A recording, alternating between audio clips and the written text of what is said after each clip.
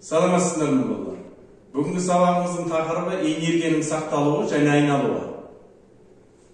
Сабагыбыздын максаты энергиянын түрленүүнүне түрлүү мисалдар келтирүү, механикалык энергиянын сакталуу заңын эсептер чыгарууда колдонуу. Балалар, өткен тақырыбымызды еске түсірейік. Энергияның қандай түрлері бар? Есімізде ме? Есімізде болса, энергияның жылулық, ішкі, ядролық және механикалық энергиямен танысқан болатынбыз. Және механикалық энергияның өзі екі түрге бөлінген: кинетикалық және потенциалдық энергия. Келесі сұрақ: қандай дененің энергиясы бар деп есептейміз? Ойланып болсақ, энергиясы бар денелер деп қозғалыстағы денелерді атайды екенбіз. Назарларыңызды слайдқа аударсақ, кез келген дене кейбір жеке жағдайды ескермегенде энергияның екі түрін бірдей икемдей алады.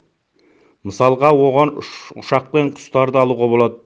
Олардың жермен де, аспанмен де салыстырғандағы кинетикалық энергиялар бар болып есептеледі. Механикалық энергияның тұрмыста бір түрден екінші түрге айналуын жиі кездестіруге болады. Мысалға, садақ және оның жебесін тартқан кездегі жебесінің кермесінің потенциалдық энергиясы ұшқан жебенің кинетикалық энергиясына тең болу есептеледі. Және де осыған ұқсас мысалдарды келесі бейне материалдан тамашалауыңызға болады. Құлап бара жатқан доптың кинетикалық потенциалдық энергиясын және олардың қосындысын графиктен көруге болады. Ауа кедергісі доптың қозғалысына әсер ететінін білеміз. Осы тәжірибені вакуумда жасап көрейік. Екі жағдайды салыстырып көру үшін графиктерін бірге орналастырамыз. Салыстыра отырып, биіктікке тәуелді потенциалдық энергияның өзгерісін екі жағдайдан да көре аламыз. Тек ауасы жоқ кеңістікте екі энергияның қосындысы тұрақты екенін байқай аламыз. Бұл потенциалдық энергия толығымен кинетикалық энергияға айналатынын көрсетеді. Ауа кедергісі әсер еткен жағдайда потенциалдық энергияның бір бөлігі жоғалады. Онда тас құлаған жағдайды бақылай отырып, энергияның қандай да бір бөлігінің жоғалғанын неге көре алмаймыз? Аз биіктіктен құлайтын беттік ауданы кішкентай тасқа әсер ететін ауа кедергісі допқа әсер ететін ауа кедергісінен бірнеше есе аз. Сондықтан доп бізге вакуумдық құлаған сияқты болып көрінеді. Дененің потенциалдық және кинетикалық энергияларының қосындысы механикалық энергия деп аталады. Слайдтағы өрнек соның дәлелі. Бұл өрнекте кинетикалық энергия қосылған потенциалдық энергия. Доп құлаған кезде потенциалдық энергиясы кинетикалық энергияға айналады. Доп жерге түскен кезде қозғалысы лезде баяулайды. Серпінді соққан кезде дене барлық кинетикалық энергиясын жоғалтады, яғни доптың кинетикалық энергиясы нөлге тең болады. Допта жиналған жалпы энергия серпінді соққыдан кейінгі энергиясының мөлшеріне тең болады. Кері процесс серпінді соғылған дененің энергиясы кинетикалық энергияға, кейін оның потенциалдық энергияға айналу доптың бастапқы энергиясының қандай да бір бөлігі жоғалтатынын көрсетеді. Алдағы кадрдан соғылғанға дейінгі биіктік соғылғаннан кейінгі биіктіктен әлдеқайда жоғары екенін байқаймыз. Бұл серпінді соққы энергияның сақталуы мен түрленуі энергияның қандай да бір бөлігінің жоғалуына әкеледі дегенді білдіреді. Соққыдан кейінгі энергияның жоғалуы болмаса, онда доп бастапқы орнына қайтады. Потенциалдық және кинетикалық энергияның қосындысы, яғни механикалық энергия, қозғалыстың кез келген нүктесінде бірдей болады.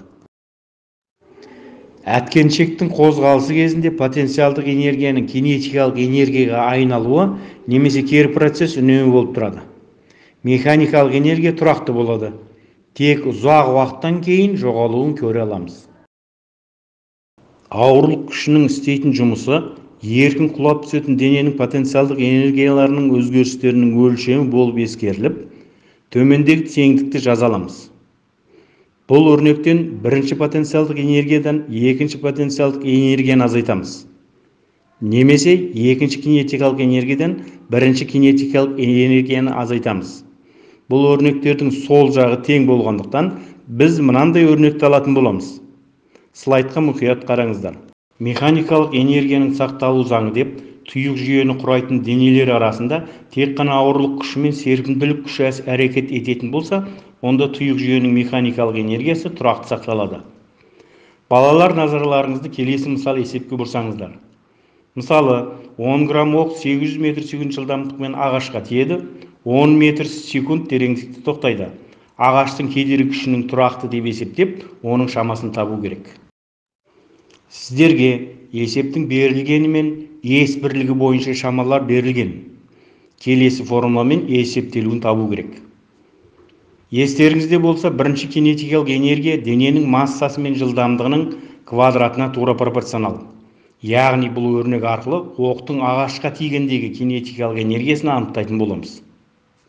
Келесі өрнек жұмыс, яғни жұмысты табу үшін күш пен оның арақашықтығының көбейтіндісі оқтың ағаш кедергісін жеңуге істеген жұмысты анықтай аламыз. Келесі өрнегіміз жұмыс тең болады орташа энергияға. Орташа энергияны табу үшін бірінші кинетикалық энергия мен екінші кинетикалық энергияны азайтамыз. Ол дегеніміз mv1 квадрат бөлінген 2, азайту mv2 квадрат бөлінген 2. Ол тең болады mv1 квадрат бөлінген 2-ге. Ал балалар, есептің шешуіне тоқталатын болсақ, мәндерін формулаға қою арқылы біз есептің жауабын таба аламыз. Кедергі күшінің шамасы 32.000 ньютонға тең болды, яғни 32 килоньютонға тең деген сөз. Балалар, назарларыңызға көп рахмет. Сабағымыз аяқталды. Сау болыңыздар.